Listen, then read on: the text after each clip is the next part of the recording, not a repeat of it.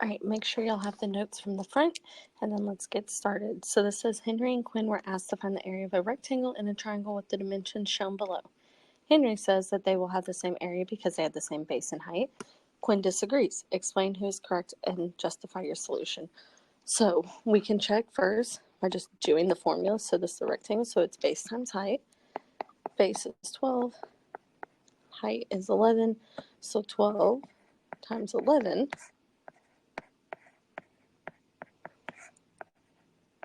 is 132. And then let's do the formula for triangle. We know it's 1/2 base times height. So it'll be 1/2. Base is 12. Height is 11. Half of 12 is 6. 6 times 11 is 66. So we can see that they are not equal. The reason for this is because if we were to put this triangle and we can make it a rectangle to where base is 12, height is 11, we have all this space here that is not accounted for. And if you put those two extra triangles on the side together, it would make the same triangle that's right here. That's why we have to do 1/2, because we have to get rid of that red part. Okay? So Henry is incorrect. Quinn is correct. They would not have the same because a triangle with the same dimensions as the rectangle is only half of the area. But let's move on to triangular prisms. So a triangular prism is composed of the following faces. So there are 3 rectangular faces connecting the bases and 2 triangular bases that are parallel and congruent. And remember, the bases help you name the shape. So since it's a triangular prism, you know your bases are going to be triangles, right?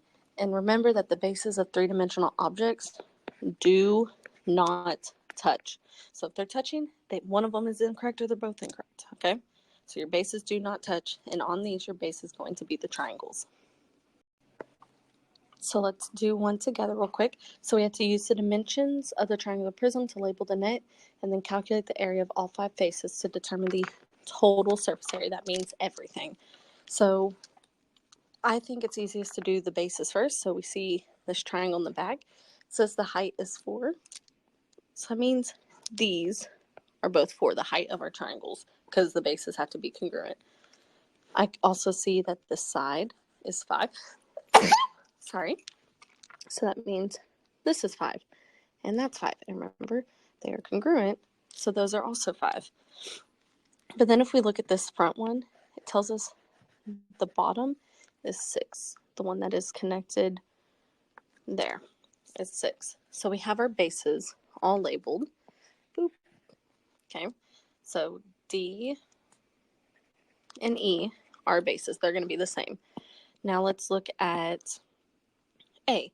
So I can see that the height is 9. That means that's going to be 9, 9, 9, 9. All of those are going to be 9.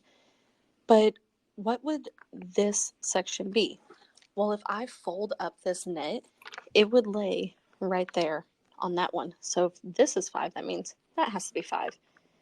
And since it's a rectangle, that means that one's 5. And then same thing for C over here. That would lay against the 5. So it is also 5 on those. So looking at that, we can see that A and C are also going to be congruent. Then let's look at B, which is this one right here. So I see base is 6, height is 9. We already have that one. It is going to be separate than the rest. Okay, so now let's find the area of all of these. So A is a rectangle, so it's going to be base times height. So I see my base is 5. My height is 9.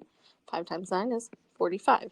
And since we know that C is the same, I can go ahead and put 45 there. Next, let's do B. So B is also a rectangle. Base is 6. Height is 9. 6 times 9 is 54. And then let's do our bases, D and E. So it's going to be 1/2 times the base, which is 6, and the height, which is 4. Half of 6 is 3. 3 times 4 is 12. And E is going to be the same. So we found the area of each of them. which you break it down by shape, it's not that much. And then we just need to add them all together.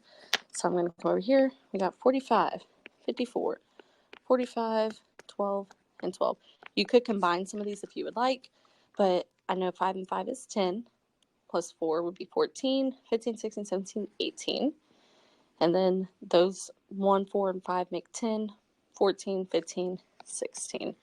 So our total surface area is 168 centimeters squared.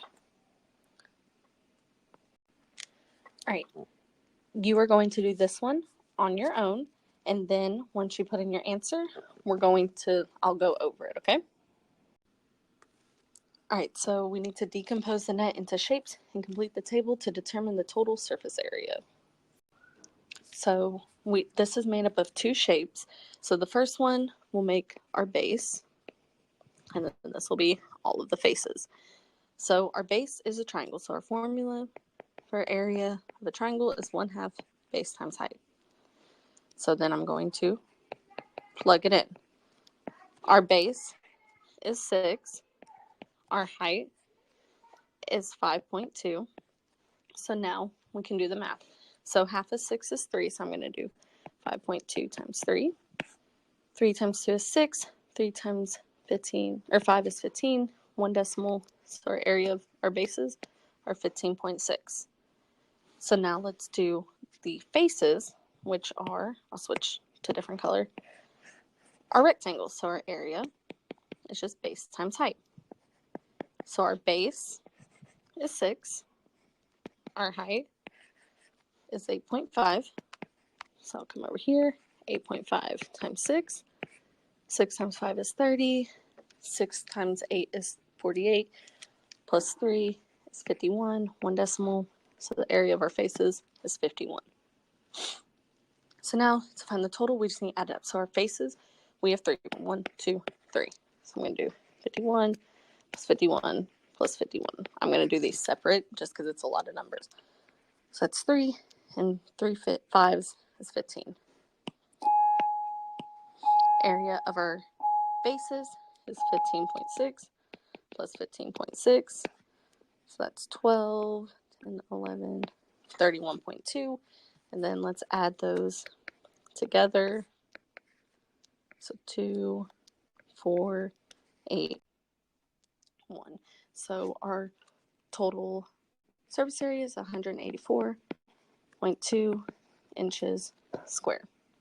All right, glue this in your journal and move on.